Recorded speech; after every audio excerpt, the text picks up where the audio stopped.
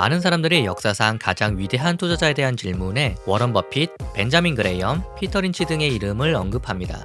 그러나 수조 원의 펀드를 운용하며 30여 년간 무려 연간 66%의 수익률을 기록한 사람이 있습니다. 세계적으로 가장 명성이 높았던 수학자이자 역사상 가장 뛰어난 투자 성과를 기록한 퀀트 혁명의 주인공, 시장을 풀어낸 수학자 짐 사이먼스. 그가 설립한 르네상스 테크놀로지의 믿을 수 없는 수익률과 짐 사이먼스를 40조 원의 자산가로 만들어준 퀀트 투자의 비밀을 지금 한번 알아보시죠. 어릴 적부터 수학에 뛰어난 재능을 보이던 지미는 두 가지 꿈을 가집니다. 첫째, 수학자 혹은 과학자가 되자. 둘째, 돈이 권력이니 돈을 많이 벌자.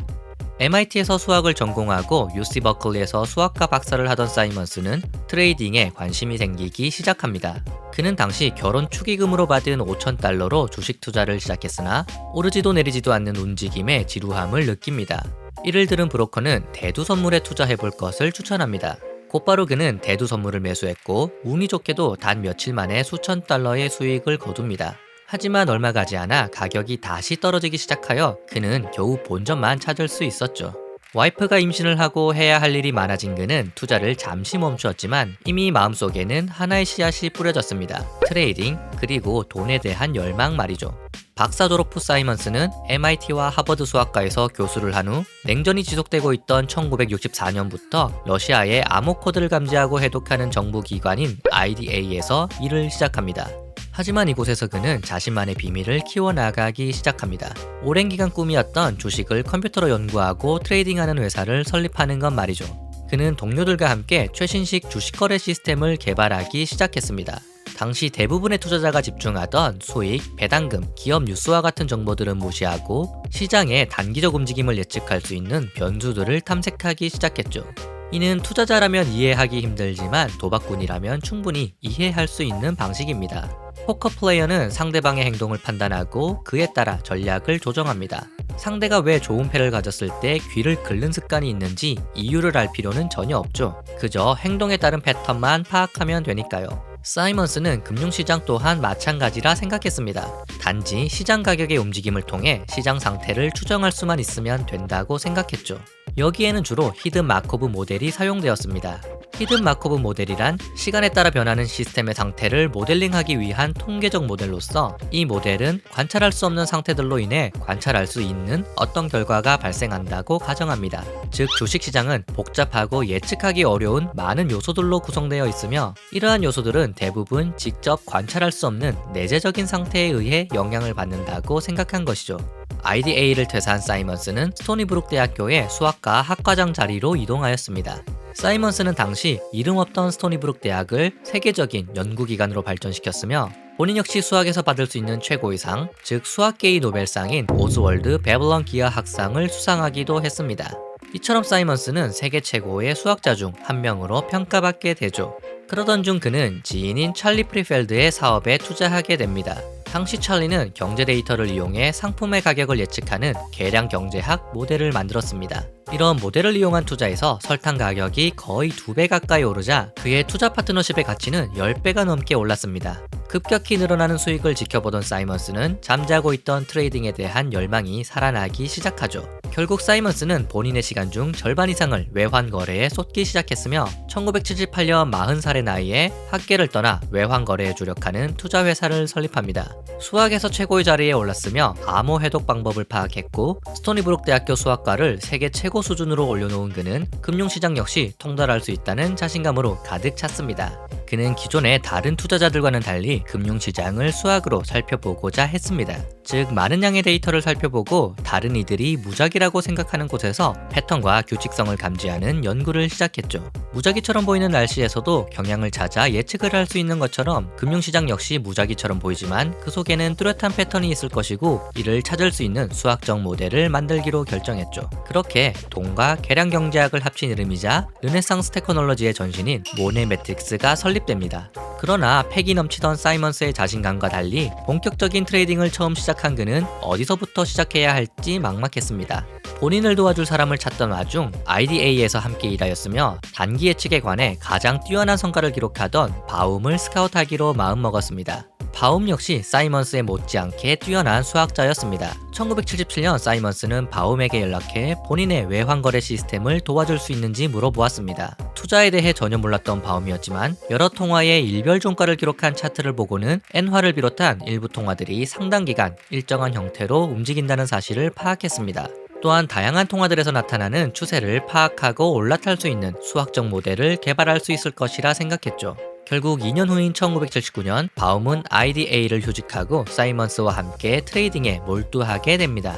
이 둘은 외환거래 알고리즘을 개발하여 립노이라는 이름의 헤지펀드를 출시하게 됩니다. 점점 수익이 쌓여가기 시작하자 사이먼스는 또 다른 조언자를 찾기 시작했습니다. 그리고 스토니브룩에서 함께 일하였던 제임스 X 교수에게 본인의 모델을 점검해달라고 부탁했죠.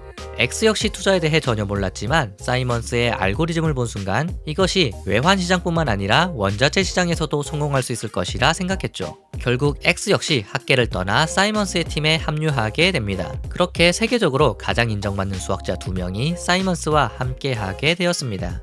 그들의 헤지펀드는 기존의 외환에서 확장하여 원자재와 채권 선물로 영역을 넓혀나갑니다. 모델이 점점 복잡해지자 그들의 팀에는 프로그래밍을 해줄 사람이 필요했고 이를 위해 당시 19살에 불과한 캘리포니아 공과대학생 그렉 헐랜더를 고용했습니다. 그런 와중 짐 사이먼스에게 위기가 찾아옵니다. 그가 거래했던 채권 트레이딩에서 엄청난 손실이 발생한 것이죠. 날이 갈수록 손실이 점점 늘어나자 그는 더욱 불안해지기 시작합니다. 이제껏 사용한 그들의 모델은 너무나 조잡했으며 결과적으로 사이먼스와 바움의 직감에 의지하는 경우가 많았죠. 한 번의 위기를 겪고 나자 사이먼스는 전적으로 알고리즘에 의존하는 정교한 트레이딩 시스템을 구축해야겠다고 생각합니다. 즉, 인간의 개입이 전혀 필요 없는 완벽한 시스템을 말이죠. 그들의 컴퓨터가 장기간에 걸쳐 지속적이고 반복적으로 나타난 가격 패턴들을 찾아내기 위해서는 대량의 과거 데이터가 필요하다고 생각했습니다. 이를 위해 여러 기관에서 많은 양의 책을 구매했으며 다양한 거래소에서 수십 년의 가격 자료를 구하기도 했습니다. 이를 토대로 그들은 다양한 모멘텀 전략에 초점을 맞추어 금융상품들의 상관관계를 파악하기 시작했습니다. 예를 들어 어느 통화가 사흘 연속 하락하면 나흘째에도 떨어질 확률은 얼마인가, 금 가격은 은 가격을 선도하는가, 밀 가격으로 금을 비롯한 상품들의 가격을 예측할 수 있는가 등의 관계 말이죠. 이들은 패턴을 파악한 후 다양한 원자재, 채권, 통화시장의 거래를 추천하는 피기 바스켓이라는 시스템을 개발합니다. 이 시스템은 몇 달 동안 큰 수익을 올리기 시작했습니다. 1982년에는 회사 이름도 모네매트릭스에서 지금의 르네상스 테크놀로지 커퍼레이션으로 변경합니다. 그러나 아이러니하게도 시스템으로 돈을 벌자 사이먼스는 또 불안해지기 시작합니다. 모델이 트레이딩 결정을 내리는 이유를 본인들이 정확히 알지 못했기 때문이죠. 그는 자동화된 트레이딩 모델은 본인들이 추구해야 할 방식이 아닐지도 모른다고까지 생각합니다. 그러던 와중 프로그래밍을 담당하던 헬랜더가 다시 학업을 위해 회사를 관두었고 머지않아 트레이딩 시스템인 피기 바스켓이 제대로 작동하지 않기 시작합니다. 결국 그들은 수학적인 예측 모델보다는 전통적인 트레이딩 방식으로 돌아갈 수밖에 없었습니다. 즉 시장 동향에 관한 뉴스를 보고 저평가된 투자 상품을 찾아 투자하는 방식 말이죠. 바움의 직감과 본능에 의한 트레이딩이 점점 수익을 올리자 바움은 계량적인 거래가 오히려 시간 낭비처럼 느껴지기 시작했습니다. 공식을 만드는 것은 어렵고 시간이 많이 필요하지만 수익이 놀랄 만큼 엄청나지는 않으니까요. 반면에 뉴스와 신문을 보며 여러 이벤트를 분석하는 것은 훨씬 재밌을 뿐만 아니라 수익성도 좋았습니다. 바움은 이렇게 생각합니다. 시장에서 수백만 달러를 버는 것이 수학 증명을 찾는 일보다 훨씬 쉬운데 그런 모델을 개발할 필요가 있을까? 하지만 금융시장에 영원한 것은 없습니다. 1984년 바움은 무려 40%의 손실을 기록하며 르네상스와 결별하게 됩니다. 또한 그의 트레이딩 손실은 사이먼스에게도 깊은 상처를 남겼으며 돈을 벌기 위한 다른 방식을 찾아야만 했습니다. 바움이 떠난 후 사이먼스는 다시 수학을 이용한 방식으로 돌아가야겠다고 느낍니다. 그의 곁에는 아직까지 제임스 X가 남아있었고 X가 시스템을 구축할 수 있을 것이라 믿으며 지원을 아끼지 않았습니다. X의 초기 연구는 대부분 추세 추종에 관한 것이었습니다. 즉 이동평균을 이용해 추세에 올라탄 후 추세가 약해지면 빠져나오는 시기였죠. 그러나 모델은 상당히 불완전한 수준이었고 수집한 데이터들은 오류가 많아 활용 가치가 전혀 없었습니다. 그들은 이 문제를 해결하기 위해 스토니브룩의 수학과 교수이던 산도르 스트라우스를 스카우트합니다. 컴퓨터 전문가이던 스트라우스는 여러 데이터를 수집하였고 당시 그 누구도 필요하다고 여기지 않던 틱 데이터까지 수집하였습니다. 또한 수집한 데이터를 정제하여 모두가 사용 가능하게 했죠. 사이먼스는 스토니브룩의 수학자 헨리 라우퍼 역시 스카우트하였습니다. 그는 특정 전략을 트레이딩 모델에 추가해야 할지를 테스트하였으며 평균 회귀 모형을 주로 다루었습니다. 즉 선물의 시가가 전날 종가에 비해 이례적으로 낮게 시작하면 매수, 시가가 전날 종가보다 훨씬 높게 시작하면 매도하는 식의 전략 말이죠. 스트라우스가 수집한 가격 데이터를 바탕으로 X가 예측 모델을 만든 후 트레이딩에 적용하자 그들의 성과는 좋아지기 시작했습니다. 그러던 1985년 르네상스의 핵심 멤버인 X와 스트라우스는 추운 동부 지역이 아닌 따뜻한 서부 지역으로 이사하기를 원했습니다. 결국 이들은 서부 헌팅턴 비치로 이사하여 악스콤 리미티드라는 트레이딩 회사를 설립하였고 사이먼스 역시 이 회사의 트레이딩 사업을 지원하는 대신 수익의 25%를 받기로 계약했죠. 1986년까지 악스콤은 X와 스트라우스가 개발한 수학 공식을 이용해 선물 트레이딩을 하였습니다. 그러나 좀 더 정교한 공식을 만들 필요가 있다고 생각한 X는 카르모나 교수를 영입합니다. 카르모나 교수의 전공은 확률론적 미분 방정식으로서 무작위로 나타나는 데이터를 활용해 예측을 하는 것이죠. 악스콤에 합류한 카르모나는 어느 날 아이디어가 떠올랐습니다. 당시까지 많은 투자자들은 두 변수 사이의 관계가 선형을 유지할 것이라 가정하고 단순 선형 회귀 분석을 실행했습니다. 악스콤 역시 그랬죠.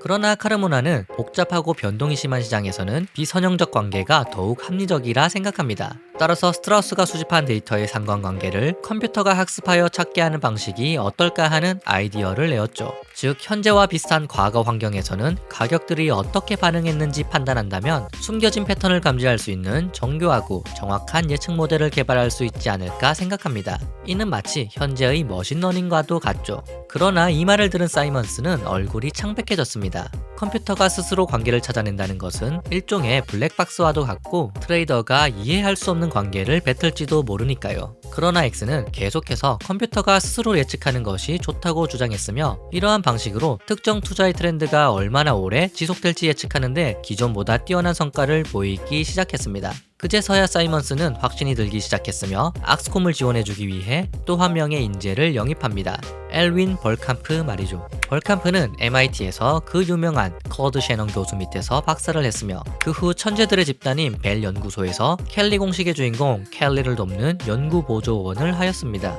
그 후 IDA에서 일하면서 사이먼스를 알게 되었죠. 1985년 벌캄프가 설립했던 기업을 이스트만 코닥이 인수함에 따라 많은 돈이 생겼고 벌캄프는 이 돈을 지방채에 투자하였습니다. 그러나 얼마 안가 지방채가 폭락하면서 그는 큰 손실을 겪습니다. 이번에는 상품 거래를 해보기로 마음먹은 벌캄프는 이 분야에 전문성이 있는 유일한 지인 사이먼스에게 전화를 겁니다.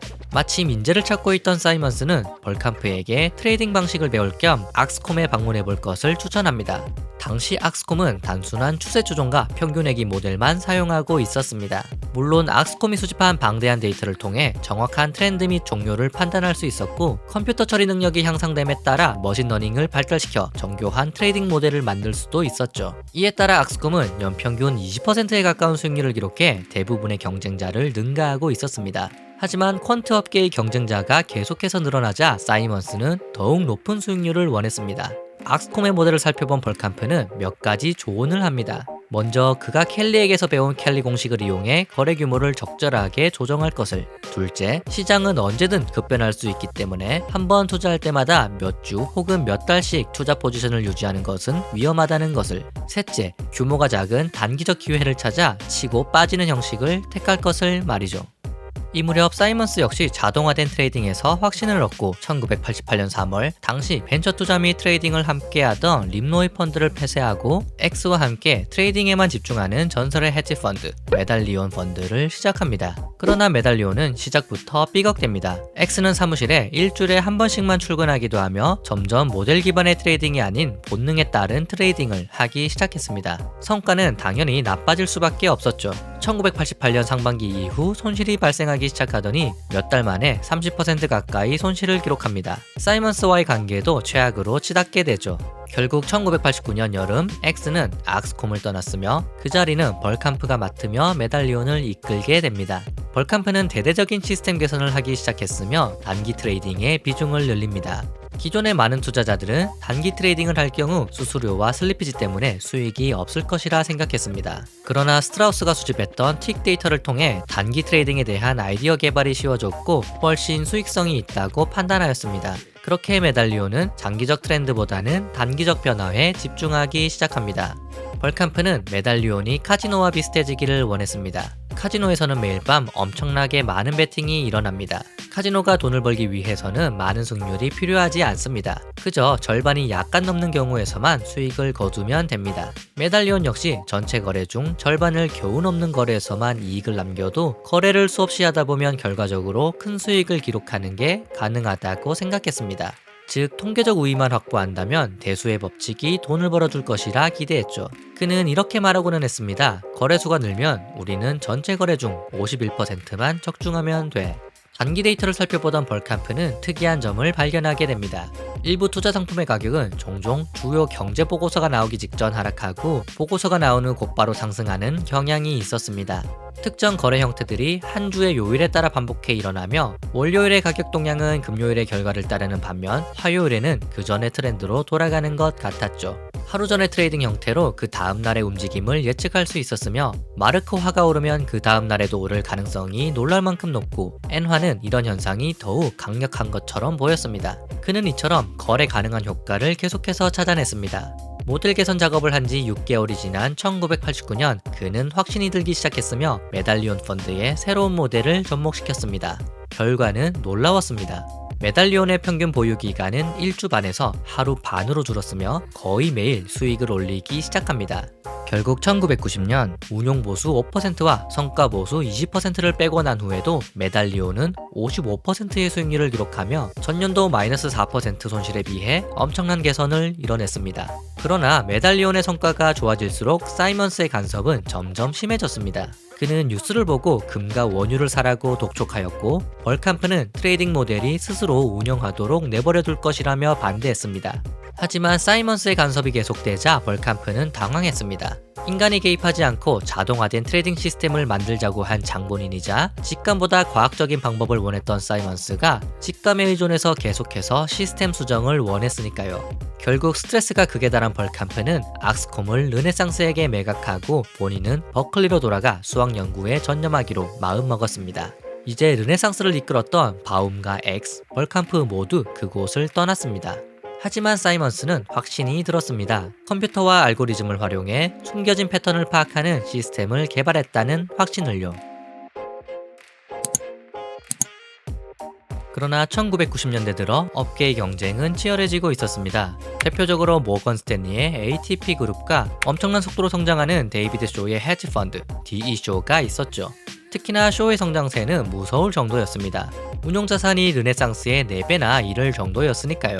1991년 메달리온 펀드는 39%의 수익률을 올렸지만 사이먼스는 자신보다 앞서 나가는 경쟁자들을 따라잡기 위해 뭔가 특별한 것을 구축할 필요가 있다고 느꼈습니다. 스트라우스는 상품과 채권, 통화에 대해서도 막대한 가격 데이터를 모으기 시작했습니다. 이를 바탕으로 라우퍼는 5분봉을 이용해 데이터를 분석하기 시작했죠. 예를 들어 코코아 선물 시장의 188번째 5분봉은 과민하게 반응하는 투자자 탓에 주로 하락했던 반면 190번째 5분봉은 일반적으로 반등하는 현상을 보였는가와 같은 것이죠. 그리고 여러 패턴들과 두 가지 효과를 발견하기 시작합니다. 먼저 예측 효과는 시장이 오후 늦게 상승하면 보통 장 마감 직전 선물 매수를 하고 그 다음날 장이 개장할 때 시초가에 매도하면 수익이 되는 것과 같은 예측 패턴들을 발견하였습니다. 결합 효과는 금과 은 또는 난방류와 원유처럼 쌍을 이룬 투자가 거래일의 다른 시간대에 비해 특정 시간대에서 같은 방향으로 움직이는 경향을 발견하였습니다. 또한 르네상스는 D쇼를 따라잡기 위해 10여 명이던 직원 수를 늘릴 필요가 있었습니다. 사이먼스는 IDA에서 함께 일하던 패터슨을 스카우트하였고 그는 트레이딩 전략이 아닌 슬리피지와 관련된 연구를 하기 시작했습니다. 단기 트레이딩이 많은 메달리온의 특성상 슬리피지가 수익률에 직접적인 영향을 미쳤기 때문이죠. 패터슨은 그동안 수집한 데이터를 통해 테스트를 하고 트레이딩이 시장에 미치는 영향을 줄이는 정교한 방식을 개발하게 됩니다. 이러한 발전 덕분에 메달리온은 더욱 자주 트레이딩을 할 수 있었습니다. 결국 이러한 노력 끝에 메달리온은 계속해서 높은 수익률을 유지하게 되죠. 그제서야 시장에서도 메달리온 펀드를 주목하기 시작했습니다. 많은 이들이 메달리온에 가입하기 위해 찾아왔습니다. 결국 1993년 말 운용자금이 너무 커진 것을 걱정한 사이먼스는 더 이상 고객을 받지 않기로 결정합니다. 사이먼스는 더욱 많은 돈을 벌기 위해 더욱 많은 운용자금을 굴리기를 원했고, 이를 해결할 수 있는 유일한 방법은 그동안 외면한 주식 투자로 확장하는 것이었습니다. 문제는 르네상스가 꽤 오랜 기간 동안 주식시장에서 돈을 벌지 못했다는 점이죠. 주식은 종류도 너무 많고 회사의 독특한 상황에 영향을 받는 복잡성 때문에 르네상스의 예측 모델이 제대로 작동하지 않았죠. 이런 문제를 해결하기 위해 1993년 IBM에서 일하던 피터 브라운과 로버트 머서를 영입합니다. 그들이 IBM에서 하던 일은 사이먼스의 초기 파트너였던 바움이 개발한 바움 웰치 알고리즘을 이용해 문장에서 가장 가능성이 높은 단어 순서를 예측하는 통계적 모델을 개발하는 것이었습니다. 기존의 르네상스에서 사용하던 주식의 통계적 차익거래 방식은 이론상으로는 매우 훌륭하였으며 큰 수익을 올렸어야 했지만 문제는 단 한 번도 그런 적이 없었습니다. 시뮬레이션상에서는 성과가 높았지만 실제 수익은 형편없었죠. 분명 트레이딩을 실행하는 과정에서 뭔가 잘못된 게 분명했습니다. 브라운과 머서는 모델을 개선하는 과제에 착수했고 머지않아 문제를 찾아냅니다. 모델이 비현실적인 트레이드 또는 불가능한 트레이드를 제안한 것이죠. 즉 매수나 공매도가 불가능한 주식을 추천했던 것입니다. 그들은 트레이딩 비용과 다양한 레버리지, 위험 매개 변수, 여러가지 제한사항을 고려하여 문제를 해결하고 이상적인 포트폴리오를 구성하는 시스템을 구축합니다. 50만 줄의 코드를 갖춘 정교한 주식 트레이딩 시스템을 말이죠. 그러나 1995년부터 시작된 그들의 주식 트레이딩 시스템은 적은 금액을 투자할 때는 상당한 수익을 올렸지만 레버리지를 사용해 규모가 커지면 손실을 기록하기 시작했습니다. 이렇게 해서는 펀드의 규모를 키울 수가 없었죠. 이때 1994년 당시 26살로 IBM에서 르네상스로 이직한 프로그래머 데이비드 매거맨이 원인을 찾아냅니다. 50만 줄의 코드 중 단 한 줄에서 오류가 있었던 것이죠. 코드를 수정한 후 시스템을 재가동하자 곧바로 수익을 내기 시작했으며 레버리지를 사용해도 문제가 없었습니다. 이렇게 르네상스 테크놀로지의 진정한 르네상스가 시작됩니다. 1997년까지 메달리온은 통계적으로 중요한 수익 창출 전략을 발견하는 3단계 과정을 정착하였습니다. 1. 과거 가격 데이터에서 이례적인 패턴을 찾고 2. 이 특이점이 통계적으로 의미가 있는지 일정 기간 지속적으로 일어나는지 비임의적인지 확인하며 3. 찾아낸 가격 결정 행태가 합리적인 방식으로 설명될 수 있는지 파악하는 것이죠. 한동안 그들이 베팅한 패턴은 연구원들이 이해할 수 있는 것들이었습니다. 그중 지속적으로 잘 작동한 전략은 되돌림에 베팅하는 것이었습니다. 큰 폭의 가격 급등이나 하락을 겪으면 약 60%는 최소한 부분적으로라도 곧바로 원래대로 돌아가는 것 말이죠. 그러나 1997년에 이르러 발견한 트레이딩 신호의 절반 이상은 비직관적, 즉 완전히 이해할 수 없는 것들이었습니다. 설명할 만한 명백한 논리는 없지만 통계적으로 너무나 신뢰할 수 있어 무시하지 못하는 신호 말이죠. 그들은 미처 못 보고 넘어간 패턴과 특이점을 찾을 때까지 자신들의 컴퓨터가 금융시장을 자세히 파고들며 모니터링할 수 있게 프로그램을 짜기도 하였습니다. 이러한 신호들이 유용한 것으로 판명되고 트레이드에 얼마의 자금을 투입할지 결정하면 신호들은 시스템에 입력되고 어떠한 방해도 받지 않게 내버려 두었습니다. 점차 이러한 형태의 머신러닝을 이용한 전략에 점점 더 의존을 하였죠. 그런 와중 1998년 시장에 큰 충격이 찾아옵니다. 르네상스의 가장 강력한 라이벌 중 하나였던 LTCM의 파산, 그리고 DE쇼가 대규모 손실을 기록한 것이죠. 그러나 이 와중에도 메달리온은 42%의 독보적인 수익률을 기록합니다. 그 비결은 LTCM이 모델을 전적으로 믿었던 반면 사이먼스는 언제나 그렇듯 트레이딩 모델을 과도하게 믿지 말라고 주의하였기 때문이죠. 그들은 전략이 제대로 먹히지 않거나 시장의 변동성이 갑자기 높아지면 자동으로 투자 포지션과 위험을 줄이도록 세팅을 해두었고 덕분에 98년의 위험은 잘 피해갈 수 있었습니다. 하지만 2000년 다시 한번 위기가 찾아옵니다. 몇 년간 지속된 IT 버블이 터진 거죠. 당시 나스닥은 고점 대비 78%나 하락했으며 메달리온 펀드도 엄청난 손실을 기록합니다. 그들이 파악한 결과 당시 모멘텀 전략에서 상승세에 있던 나스닥 주식을 계속해서 매수하면서 손실이 쌓였던 것입니다. 르네상스는 곧바로 모멘텀 전략을 포기하며 손실을 막으려 했었고 머지않아 수익이 다시 쌓이기 시작하며 대부분의 헤지펀드가 손실을 보던 2000년 메달리온 펀드의 수익률은 99%까지 급등하게 됩니다. 예전부터 르네상스가 강조하던 점은 명확했습니다. 더 많은 데이터만큼 좋은 데이터는 없다. 2001년부터는 그들을 더욱 강력하게 만들어주는 새로운 데이터를 수집하기 시작합니다. 완료되지 않은 주문을 포함한 모든 주식 주문 데이터와 연간 및 분기별 보고서, 기업 경영진의 주식 거래 기록, 정부 보고서, 뉴스 속보와 기사, 인터넷 게시물까지 수집하게 되죠. 이를 통해 예를 들어 세르비아에 빵이 부족하다는 뉴스가 나오면 르네상스의 컴퓨터는 과거 빵 부족으로 밀가루 가격이 상승한 사례들을 찾아 다양한 투자 상품들이 어떻게 반응했는지 파악하였으며, 컴퓨터를 이용한 트레이딩이 늘어나면서 완전히 자동화된 시스템이 구축되었습니다. 기존에 하루 15만 건이던 트레이딩이 이제 30만 건으로 늘어났죠. 또한 대형 선진국뿐만 아니라 작은 시장에서 발생하는 예측 신호들도 확인했으며, 이를 기존의 예측 알고리즘에 결합했더니 수익률이 훨씬 안정화되었습니다. 기존 2.0이던 샤프 지수는 2003년 초 무려 6.0까지 높아집니다. 이는 심지어 50억 달러라는 거대한 포트폴리오를 가지고 거둔 성과이며, 수익률의 안정성 덕분에 메달리온 펀드는 20배에 가까운 레버리지를 사용할 수도 있게 되었습니다. 메달리온의 계속되는 독주로 인해 주요 직원들은 매년 수백만 달러에서 수천만 달러의 연봉을 받았으며, 메달리온 펀드에 직접 투자해 그만큼의 추가적인 수익을 올리기도 했습니다. 결국 2002년 메달리온 펀드는 성과 보수를 36% 그리고 44%까지 올렸습니다. 2003년에는 모든 투자자들을 펀드에서 내보내고 이제 메달리온 펀드는 르네상스의 직원들만 투자가 가능해지게 됩니다. 2004년 메달리온의 샤프 지수는 무려 7.5를 기록했으며, 2008년 글로벌 금융위기 가운데서도 82%나 되는 수익률을 기록하며 짐 사이먼스는 20억 달러가 넘는 소득을 기록합니다. 메달리온 펀드는 1998년 이래 수수료를 제외하고도 10여 년간 연평균 45%나 되는 수익률을 기록하여 연평균 20% 수익률을 기록한 버핏뿐만 아니라 다른 모든 거물들의 수익률을 앞지르게 되었죠. 2010년 이코노미스트는 이렇게 말합니다. 금융시장은 르네상스 테크놀로지와 그 외 나머지 모든 투자 기업으로 나뉜다. 메달리온은 언제나 수천 개에 이르는 장기와 단기 포지션을 보유하고 있으며, 보유 기간은 하루 이틀에서 1에서 2주로 매우 짧습니다. 각 트레이드에서 얻은 수익은 결코 크지 않았고, 실행하는 전체 트레이드 중에서 절반을 약간 넘는 경우에서만 적중했습니다. 르네상스는 수천 개의 트레이드를 동시에 진행하며 충분히 규모가 크고 일관된 트레이드를 통해 엄청난 수익을 올리고 있습니다.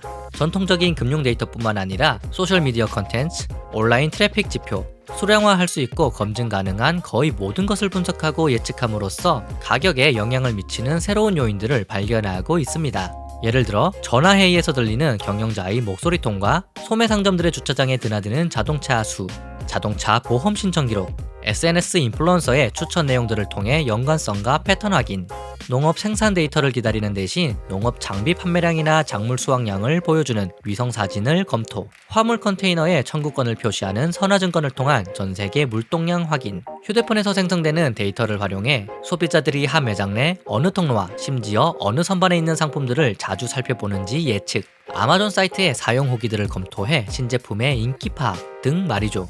이러한 데이터를 통해 다른 투자자들이 의식하지 못하거나 충분히 이해할 수 없는 다양한 주식들 사이에 존재하는 미묘한 수학적 연관성을 검증하며 알아내려고 합니다. 또한 그들이 트레이딩한다는 신호를 다른 이들에게 알리지 않기 위해 트레이딩을 예측하기 어려운 형태로 분산시킴으로써 신호가 유출되지 않도록 보호하기도 합니다. 르네상스 테크놀로지를 만든 짐 사이먼스는 2010년 경영권을 넘겼지만 르네상스는 쉬지 않고 성장하고 있습니다. 1988년부터 2019년 여름까지 르네상스의 메달리온 펀드의 성과는 수수료 전 기준 연평균 66%, 수수료 후 기준 연평균 39%에 달하며 현재 세계에서 가장 규모가 큰 헤지 펀드 중 하나이기도 합니다.